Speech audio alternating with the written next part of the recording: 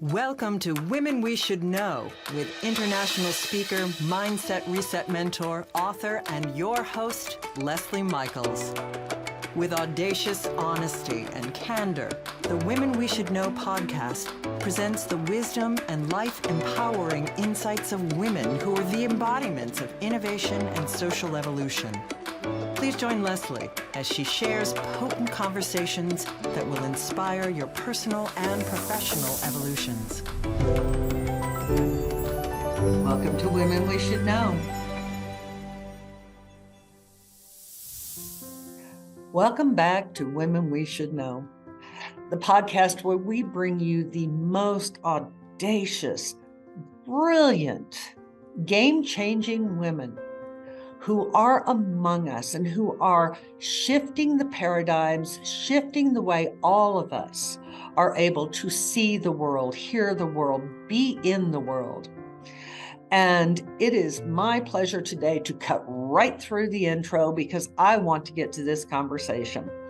Today, this is part 2 of a conversation that Wendy Murphy and I started a number of weeks ago. Now I'm going to remind you, Wendy has served as adjunct professor of sexual violence law, I kind of tripped on that one, at New England Law in Boston for over 15 years, where she also co-directs the Women's and Children's Advocacy Project under the Center for Law and Social Responsibility. A former visiting scholar at Harvard Law School, Wendy prosecuted child abuse and sex crimes cases for many years. Bravo! In 1992, she founded the first organization in the nation to provide pro bono legal services to crime victims. Now, there's a whole lot more to Wendy, and if you want to hear a more extended bio, go back and watch the first part of this particular interview because I am too eager to get into the conversation to go through all of the brilliance and achievements this woman has accomplished. Hi, Wendy. How are you today? I'm well, and I'm so glad to be back with you, Leslie. Thanks for having me again. Absolutely. You know, I was thinking when we were chatting and trying to get to the point of being ready to record and to stop yakking, you and I could have just a whole show. An ongoing show where we just get on for hours and hours and hours. I mean, yes, yeah, we could have a separate show. I'm a big fan. Let's talk about that later. For today, I want to dive right into the heart of the matter, and something you and I have spoken about that I would love for you to speak to for our listeners is the splintering of women. Mm-hmm. Yeah. I mean, it's such an important topic. It covers so much ground, and I know we can't get into all of it, but most people won't be surprised to hear that this concept of splintering women or dividing women is both tactical and very real, in the sense that when women come together as a united force, when 167 million women in the United States, for example, are working together in unity, we are incredibly powerful. So naturally, when there's a fear that that might actually happen, we become splintered, we become divided. And we're not doing that on our own. There are many different forces that come to bear on women to keep them from becoming a united, very powerful force, politically in particular. Mm-hmm. We understand this concept. We understand divide and conquer as a strategy for keeping a group from becoming too powerful. But women, for some reason, have not done a very good job anticipating and resisting those forces. In fact, we become submissive to them in ways that I find extremely frustrating. And so, I'm glad we're going to talk about that a little bit because the only way we can become united is by not just coming together, but by remembering that people are going to try to divide us, and how can we stop that from happening, because we know it will happen, and what do we need to do to resist? It's always about resistance with regard to division and those kinds of strategies. It always is, and something that I see that is always frustrating, I guess is the word I want to use to me, is that many times women will become the proponents of that separate and divide. And I think that's something that we can easily watch for in ourselves. Are we moving into an us versus them? Or are we moving into a place of, okay, we have different ideas. How do we have a conversation? Yeah. Well, that's a very good, very big question. Women do become our own us versus them problem when we Yes. submit to those divisive forces that we just talked about. Hmm. Um, but they don't always see it. And I think that's the reason this conversation we're having today is so important. How can we teach women in advance not to let ourselves become divided, Hmm. even if it's true that the reason we become divided is a legitimate disagreement about how to achieve our common interests and our common goals. Exactly. In other words, women may all agree that we should have equal pay, but we Hmm. might disagree about how to get to that goal, Yes. right? So, so there are ways that we can become divided where this Hmm. group thinks it's a good thing, but let's do it this way, and this group agrees, but let's do it a different way. One, you know, one thing to remember is that if we prioritize our concerns about not being divided, our concerns about the downsides of becoming separate, becoming an us versus them within ourselves, right? Women who fight Hmm. against each other. If we can prioritize and make that the primary concern, that we Hmm. first and foremost want to avoid being divided, Hmm. then we never indulge the idea that having different approaches to the problem is a reason to be separated, right? Exactly. We Exactly. always put unity first.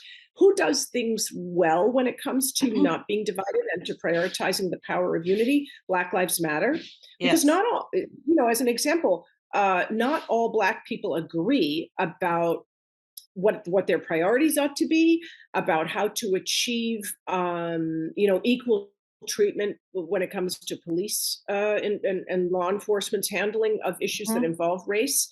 Not all Black people agree about employment opportunities and how to achieve them. Not all Black people agree about the benefits of affirmative action or Hmm. preferences in education, but they stay together nonetheless under the umbrella of Black Lives Matter or some other, Yes.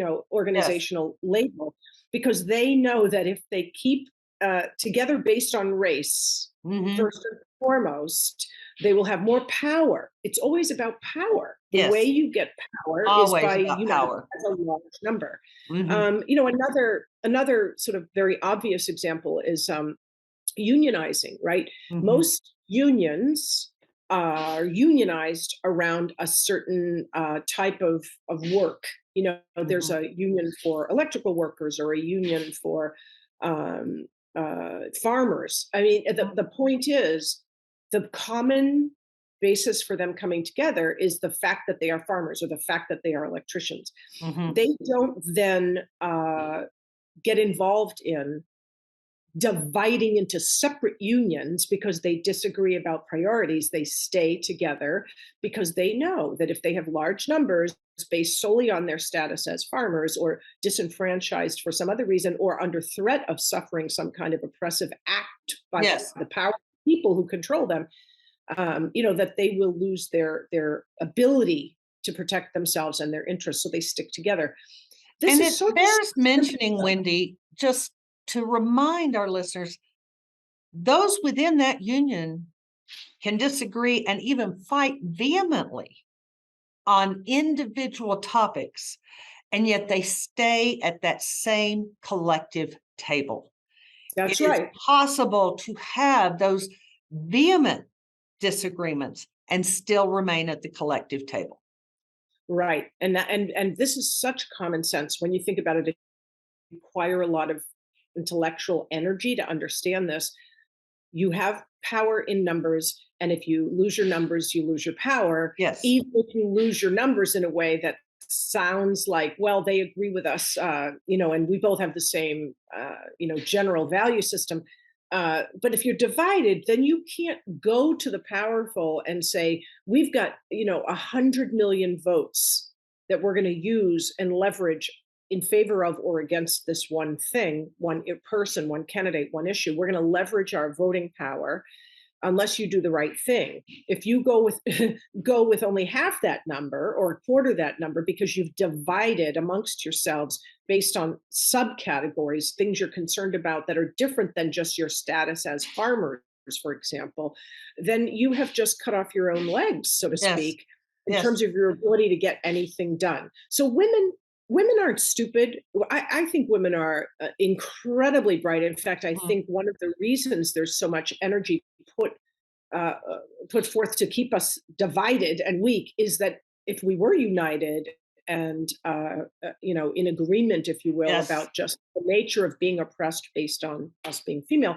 we would be so powerful. We would have so much influence that it would actually change the world.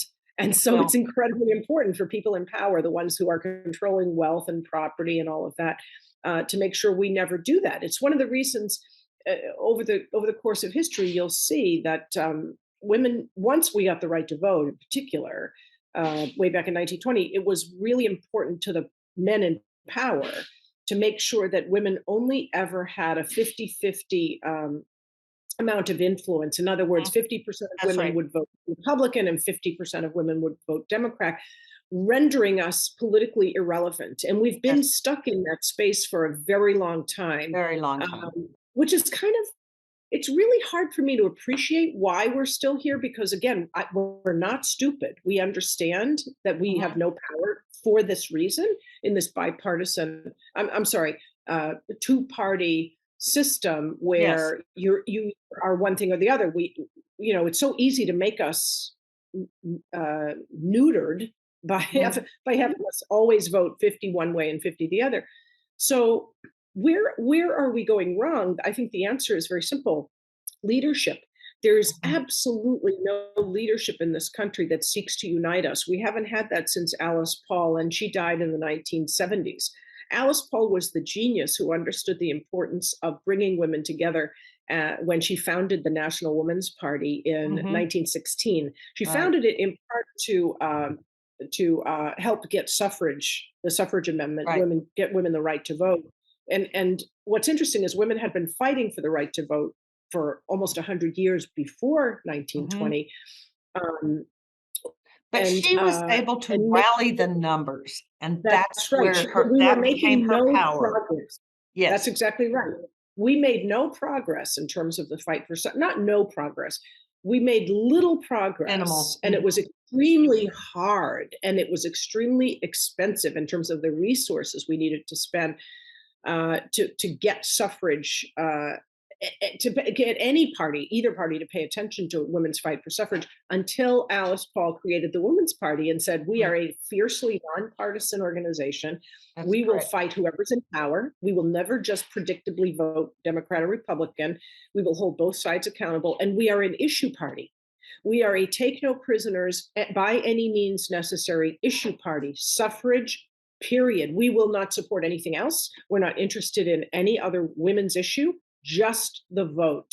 And when she did that, we won the right to vote. And then she turned to elevating women out of second class legal status because Yes. we really needed two things. Constitutionally speaking, the beginning of our country, women were not even persons. We certainly had no right to vote. We had nothing. We were property of men. Mhm. We really were invisible in all ways imaginable. And the right And to vote gave something us, and the right to vote did not make us a person. I no, so many times I have heard women say to me, "Well, we have rights. We vote just like the men." No, that does not give us constitutional or even societal personhood. no, it does not. No, it absolutely. In fact, if anything, establishing the right to vote for women in 1920, because it was only about the right to vote, Hmm. essentially declared that the only thing women did have was the vote. Yes, and, exactly. and nothing else.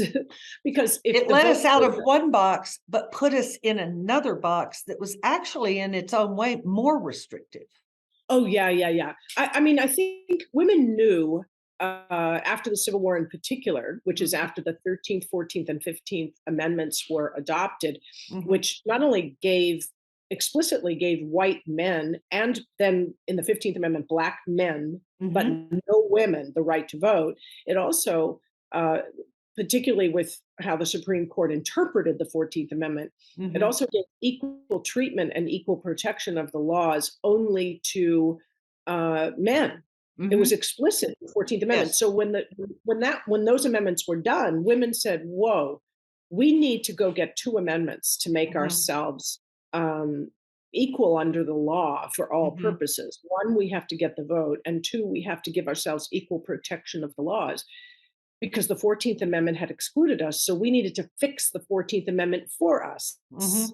And that means, to women back then, that meant uniting as women because we were excluded from the Constitution as women, which means we Correct. were now suffering oppression as women. There was no other thing that we should have been worried about except our status as women, our oppression as women, and our need to fight back as women. And there comes the need for unity. But Mhm. as soon as we started fighting, forces came down to divide us, and sometimes they were corrupt forces that appeared to be supportive. For Yes. example, 1966. Now we're flashing ahead, right? Because Right. once we got the right to vote, we started fighting for basic equality, and Alice Paul wrote the Equal Rights Amendment in 1923. That's when it was first filed with Congress, which And simply says I equality. don't want our listeners to not hear that.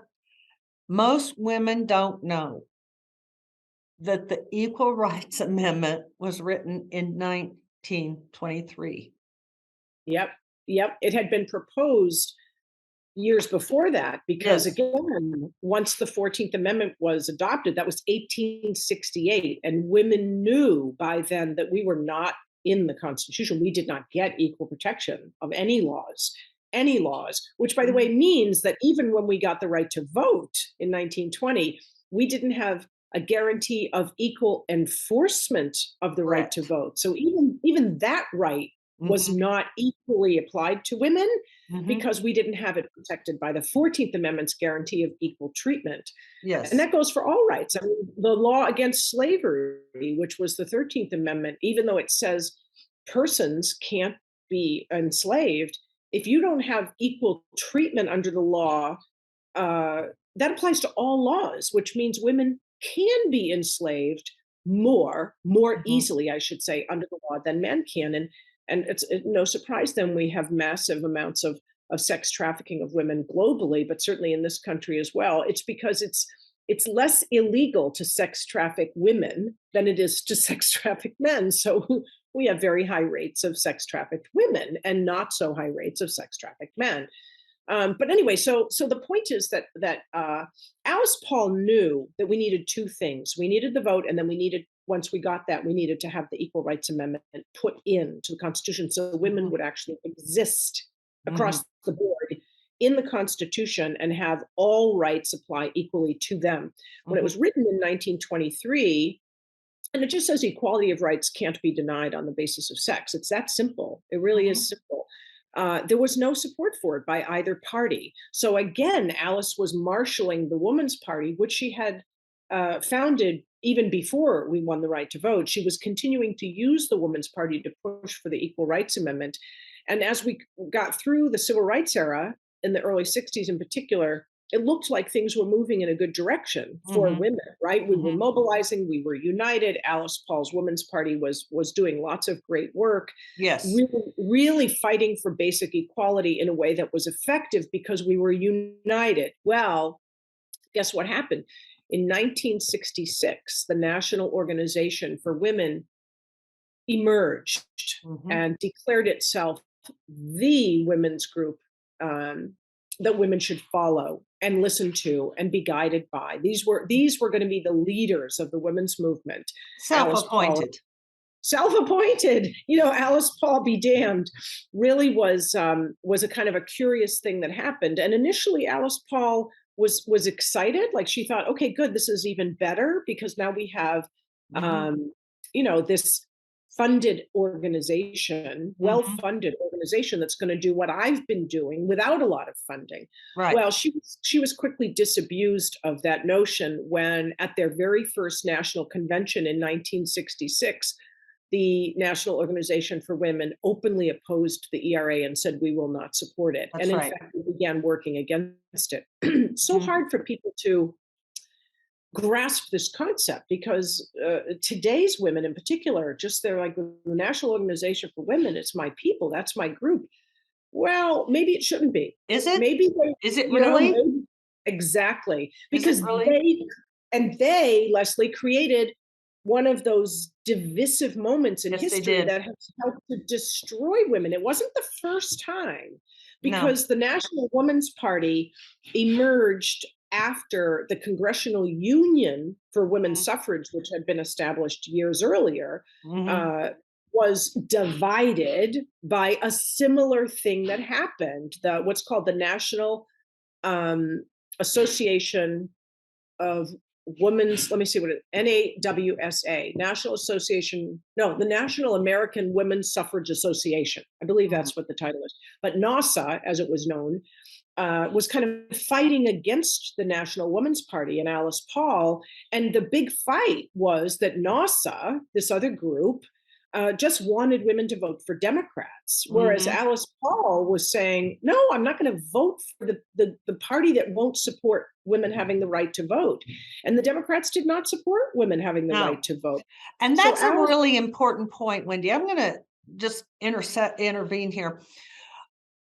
I run into women all the time who say, oh, yes, I'm a Republican or a Democrat because my parents were, my grandparents were, my great grandparents were. And what they are telling me in that statement is they are not politically educated because yeah, the parties have changed positions in terms of liberalism and conservatism over and over again through history. So that's right. That's right. it's Republicans were the important ones if who you led the want fight to, against slavery. yes, if you want to proudly claim affiliation with a party, that's fine. Find out what that stands for. Find out what that means. What if you're proud that you are aligned with the same party as your grandparents were? How about seeing if you're aligned with the same values, just as a beginning point of education as to the way politics rotates? Yeah, and Excuse me, I had really, to throw that in there. no, it's a very important observation, Leslie, because I think everybody knows today that just because you identify as a Democrat or Republican doesn't mean everything they do is agreeable to you. I think we all know that, right? But the question is, why are we still saying things like, but I have no choice because it's a choice between only two things and I have to pick, in some ways, the least of the The bad, least, two yeah, bad options. the Yeah, the devil you least. know, as it were. Yeah, and what I keep coming back to is the fact that the power of the people to rise up, even against um, this seemingly democratic two-party system, the power of the people to rise up against a corrupt two-party system, uh, it rests in our ability to say, I will not be forced to choose between bad and worse, right? Yes, I mean, if democracy is worth anything at all, it has to mean that the people can rise up against both parties yes, and choose to do what Alice Paul did, which is to say, I will not be a lemming and march behind this drummer or that, because if I do, I am utterly powerless because I will be told that the party wants me to think about this issue, that party wants me to think about this issue, and my issue never makes its way in, ever. And I right, never have the ability to make them prioritize what I care about. So Alice's willingness to step back and to gather women together in unity as women about their oppression as women, and to say, I don't care what else these parties care about. I don't care. I don't care if there's a world war. I don't care if there's, a problem with the economy. Women need to be elevated out of their oppressed second Yes. class citizenship. Period. Once we're done with that, we can care about other things. Our voices will be louder on all those other things, but we will not speak. We will not vote. We will not do anything for either party until we get our status established as fully equal persons under the law. That's why Alice was such a genius, because she knew that power works in a certain way, and she was smart enough to do the right thing and to not submit and succumb to these lemming-like actions. Okay. Women's groups, including now the I National want to I Organization want to for throw Women. something at you that I didn't know we were going to go here today, but I'm going to throw something at you because I've been asked to write articles and speak on this particular conversation that is just beginning. I'd like to get your take on it. Mark Cuban came out a while back, a very short while back, and said women need to form their own party. Hmm. And I will contribute to it. But let me tell you, don't let us in. Don't, meaning men. Don't let us in, but I will help you raise the money for I I like him. it. Yes. So I just Right. wondered if you'd heard that and where you stand with that, because the first thing that came to mind when I heard him say that, well, read that he had said that, was Alice Paul. Yeah. Um, it's not complicated. No. I would not say that he's the only person I've heard say that. Mhm. It is nice to have it come from a man, and I would not necessarily agree with him that men can't be involved, because they can. Men men will also benefit from women's equality Of in course. innumerable. And so I wouldn't say let's not involve them, but I would say this: whoever is in charge, and it doesn't even have to necessarily be a woman, but whoever's in charge, they have to adhere to two principles. Number one, they will only promote this one issue. Nothing Mhm. else will get infiltrated Right. in, right? Equality first, everything else second. That has to be number one. And number two, they will not take any money from any any interest that might be able to corrupt them. So in other words, if somebody says, I'll give you $1 million, but you have to you have to urge everybody to vote for this person, Mhm. uh, that's not okay. You have to be No. incorruptible, fiercely nonpartisan, and a one issue party, equality or Absolutely. I bust. agree with all of that. Those are the Although criteria. I might So flip the order. if a guy was the leader, that would be okay with me. Yeah, yeah, I agree wholeheartedly. I might flip the order and say that number one is they have to be fiercely incorruptible. But Mhm. I agree with all 3 points. Yeah, that's a no-brainer, right? So if you can get somebody in a position of authority and lead us with those three principles in mind, and there's a way to ensure that those three principles remain intact, because we have a large enough group of people who understand the importance of them, Right. that we hold our leader accountable. And if that person starts to go south, we put someone else in who doesn't go south.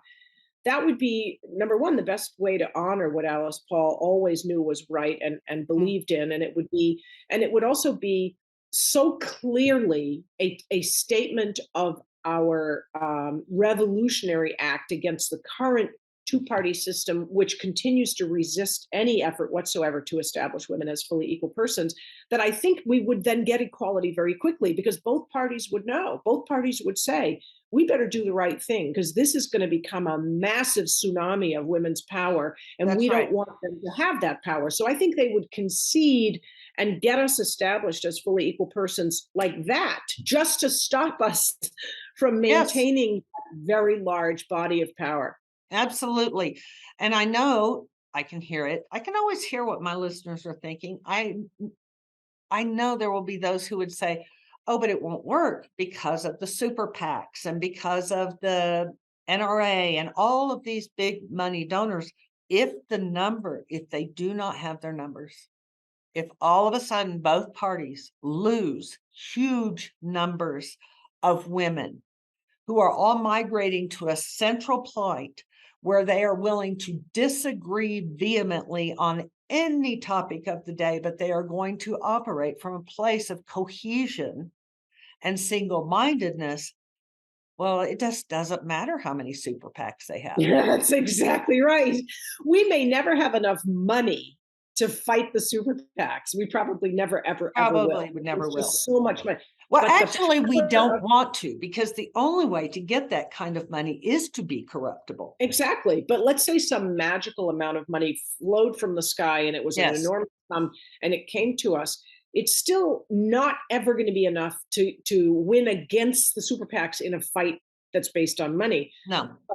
We can absolutely win a fight based on numbers. Yes. And And the basic concept of women coming together because they are female and fighting against the oppression they suffer because they are female mhm, is such a it's just such a basic idea that anybody who tries to argue against it by adding fluff about, well, we should care about the climate change and all this yes, other stuff, you have to be willing to say, I will support other things once I get to my status as a fully equal person. And yes, don't ever tell me that there's something more important than my enslavement as a that's second right, class citizen. that's right. I am never gonna agree with you. And again, I don't care if we enter World War III. My enslavement as a second class citizen is my only priority, and I will continue to say that. And that's what we have to come to an agreement about,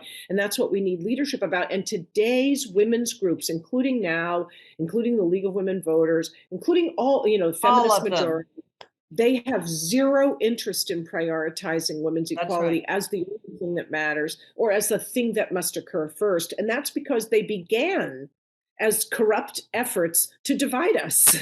That's And right. not, That's right. we don't want to see it, but that's what it is. That's what we're under. The regime of women's leadership right now is a regime of oppression. Keep Mhm. women off doing busy work, fighting for silly things. Even if you talk about Lily Ledbetter, which keeps getting all this attention, the so-called Lily Ledbetter law, which gets unbelievable applause as if it somehow changed the world for women, was a tiny little Yes. drop in the bucket of Mhm. what women's rights are. And if we get forced like lemmings to go make a big parade about Lily Ledbetter's law, then we are by definition allowing oppression of women because we're celebrating these little crumbs rather than paying attention to the fact that we needed Lily Ledbetter's law because we don't have baseline equality in the Constitution. And you don't celebrate. It's like You celebrating don't a law that celebrate gives news. someone, no. Yeah, you don't It's like celebrate celebrating. someone going and handing the leftovers from your meal out the back door to someone who is maintaining your entire property and keeping Exactly. the enterprise of your property alive. You don't celebrate that action. And I like to break things down Yep. real simple for the listeners to take it into their homes. Take it into their homes. When when we were fighting for the ERA in the early 70s, one of the things I will never forget this. One of the things that became part of the conversation was the fact that, and I wish I had the number right here. I could put my hands on it if I had 20 minutes. But this one law was going to supersede the need for over 300 smaller laws that would protect women. And I'll never forget Bella Abzug saying that if we did not have the ERA, that within 30 years, our college campuses would be rape cultures. And that's Yeah. exactly where we are. And so I just want to take it into that very clear Yeah. example that every woman can relate to, whether you have daughters, whether you have granddaughters, whether you have nieces. This is why we must have this. Yeah. I mean, she was so prescient, wasn't she? Mm, Because by saying what she said, what she was acknowledging that you can pass all the laws you want. You can have Title IX, you can have laws right. against rape, but so long as they are not enforceable equally on Hmm. behalf of women, the reality is rape is allowed. Rape Right. is legal. You don't have to treat women equally in education because a law that says you must treat women equally in education, when it gets enforced, the courts are allowed to say, well, but I don't have to enforce this in Right. an equal way because you don't have it rooted in a constitutional guarantee of equal treatment. That's why Bella was right that the ERA matters as much. It's like, as we were talking It's before. like there is not a woman out there that does not understand that if a woman files charges of rape, the individual who perpetrated that upon her is not going to trial. No, She is the going to less. trial. She is the one who is going to be tried. So I think the numbers today are around 2% of rapists spend even one day behind bars.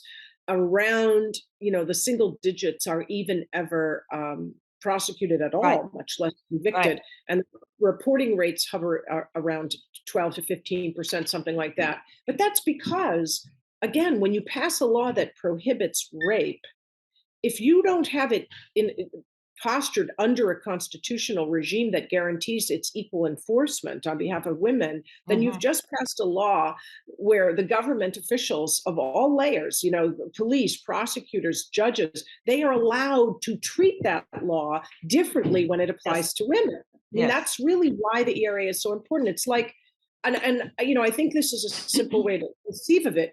When we had slaves, black slaves in this country, um, there were things we could do for them, right? Like, let's pass a law giving slaves clean socks on Mondays, or we could pass a law liberating them from slavery. Mhm. Nobody said, oh, it's good enough, it's a very nice thing if we just give them clean socks. But Exactly. that's kind of what you get, when you fight for little things without liberation first. Those little things really don't change the nature of No, the they oppression don't. They at all. become distractions, and women have fallen in to this perception that these crumbs are okay. Oh, but we have this many women in the Senate now. It's a small number. We need to begin to look at, we need to take off our rose-colored glasses and look at hard, uncomfortable truths in terms of how women are being treated. And and here's the hardest truth of all, how women are complicit with sustaining that treatment. Yeah, because we just as we've been saying, the National Organization for Women, the feminist majority, legal women voters are not actually promoting women's full equality in this country. I mean, they talk about it, but they don't actually do anything. And as we Right. know, now has opposed the ERA. So Yes. the question is then why would we think it's a good idea to just elevate women to positions of power? All you're Mhm. doing is putting a woman's body in a position of authority where she can still perpetuate the same oppressive conditions and still not support the Equal Rights Amendment. Most women in Congress will say they support the ERA, but they do nothing. They Mhm. absolutely won't do anything. I mean, Mhm. Hillary Clinton was in the White House as the first lady for a long time. She never talked about it at all. When she was running for office, as when she was running for president, she never talked about it.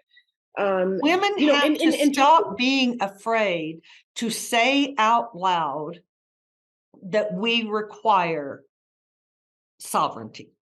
we require equality. We are entitled to it. We pay Yes. taxes same as men. The problem is most women politicians, in order to get elected, have to agree not to prioritize women's Yes. equality because there's so much money against women's equality, and they get Yes. funded to not support women's equality. And all we can do as women is call that out and say, I'm Yeah. not going to vote for you because you have breasts. I'm not going to Mhm. vote for you because you're a woman. I'd Right. rather vote for a man who will prioritize my equality than a woman who won't. And he's sort Yes. of like Clarence Thomas. His skin is black, but he's not politically black in the sense that he does things as a justice of the United States Supreme Court that's really helpful to the black community generally or to racial equality. Correct. So we're not we can't be stupid. And even let's think we have to think more critically about who we let lead us. As I mentioned, Mhm. the big groups that we think lead us and we mail them money all the time are actually working against us in many situations. And why? So why are we sending them money? Ruth Bader Ginsburg has had films made about her. She's got statues, and she's supposed to be, adored as an incredibly important advocate for women's rights. If you read my book on the topic, and I'd be glad to share it with anyone who wants it, And the just name send of your book is? from suffrage to inequality, the true Yes. story of women's struggle for equality in America. I'll send you it. I mean, it has 350 odd footnotes. It is very well researched. And what I write in that book, especially about Ruth Bader Ginsburg, is that for all the applause she's gotten in her lifetime, for advancing women's rights by the work she was doing in Supreme Court cases and so forth, if you really look at what she did, she argued against women's equality. She argued cases that weakened women's rights from having an opportunity to be fully equal. She argued that we should have less than full equality. And even once she became a justice of the Supreme Court, she never wrote an opinion saying that women should be fully equal persons. In 1996, in the famous or well known so called VMI case, where she wrote the opinion, Mm-hmm. um, she writes that women deserve less than full equality. I mean, and then right before she passed away, she spoke out against the ERA. This Mm-hmm. is stuff that we have to be careful. Just because Yes. RBG is being propagandized as someone that did a good thing for women, it doesn't make it so. Do your research, read, be skeptical. Be Don't skeptical if a confuse woman gets propped up. clickbait. Be skeptical. Yes. Don't confuse clickbait with information. Don't Yeah, very confuse well put. clickbait with fact. And propaganda, which is a very tried and true means of misleading the public to Yes. believe up is down and black is white. Yes. um, when somebody gets propped up as a hero, male or female, or when an issue gets propped up and we're told that this is the most important thing we should be talking about, be suspicious, because Yeah. corporations control the media, corporations control Congress, corporations don't want women to have equality. So the things that they prop up, maybe sometimes they're right that those are the most important issues, but to the extent they are not interested in elevating women out of our Right. second class citizenship, we have to be extra careful when a person gets propped up as a leader of women's rights, because if she's being propped up, that means she's being funded. And if she's being funded by interests that are contrary to women's rights. Because there's no way Alice Paul would be propped up and elevated as a good leader for women, because she was actually effective. She was Yes. actually nonpartisan, incorruptible. So she had to be marginalized. And if you look at her career track, Alice Paul was marginalized and rendered invisible by anyone that could say something about her, including women's organizations. They pushed her to the side, tried to downplay how important she was, because she was so powerful in the way that she was incorruptible and fiercely nonpartisan. And we need to remember Alice Paul becoming marginalized precisely because she was our best hope at equality. Exactly. Wendy, we could go on and on and on and on and on, but we can't. we'll we'll find other ways. We'll find other ways to continue this conversation, because this is a really important conversation. I'm thrilled and honored that you are having this conversation here. And listeners, this is an important conversation, a really important conversation. Who do you know? Now, you're used to me asking you, what one woman do you know who needs to hear this message today? Oh, forget that. What 10 women do you know? What 10 women do you know who probably never heard of Alice Paul, who don't know some of the things that the great Bella Abzug said back in the day when I was young, and we were all young, weren't we, Wendy? Who do you know? What women do you know who are speaking of their alliance to a party based on generational alliance, even though those parties have switched? I invite you to share this with them. For some of you, that's going to be a bold act. Just that is going to be a bold act. If you can't take, if any of us cannot take on the bold act of simply sharing a video that expresses truth that is researchable, even if uncomfortable, how do we ever expect to be treated with any level of dignified equality? Oh, yeah. Leslie's on her soapbox today, but that's okay. I don't mind. What 10 women do you know?